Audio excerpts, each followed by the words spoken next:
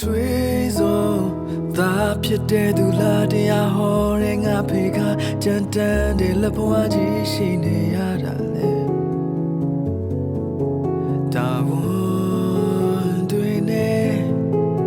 အဖေအတွက်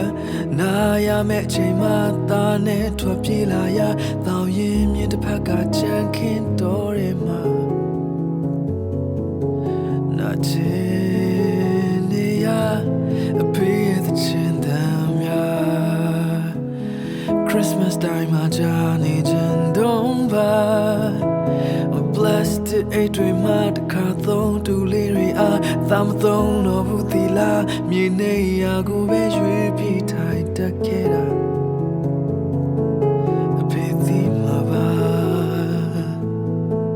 အခြေခံလေးဖြစ်နေပဲအခြေခံခဲ့ရတော့လေအဖေသိခါတစ်ခုပြင်လေဘာမှကိုမစူးစောင်းတက်ခဲ့တာလေသိတယ်ကုန်ယူနေစေမတေဘူးများထွက်တောင်းပန်နေရှိတဲ့ချိန်များလဲလွမ်းပါတယ်တဲ့ချိန်တစ်ခါလောက်ပွင့်ဖတ်ချင်နေ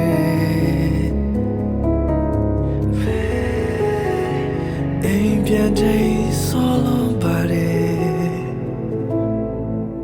သူရှိတဲ့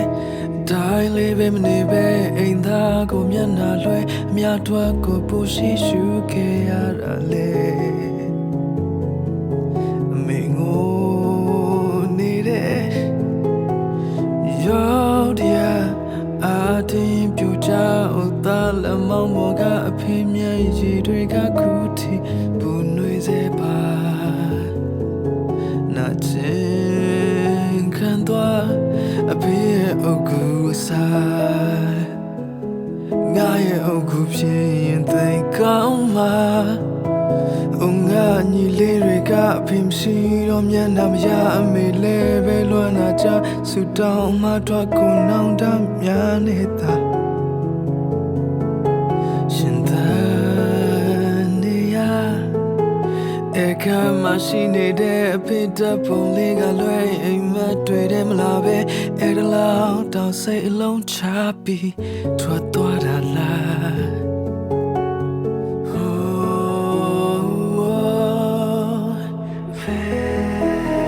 မကြည့်ဘူးများအတွက်တောင်းပန်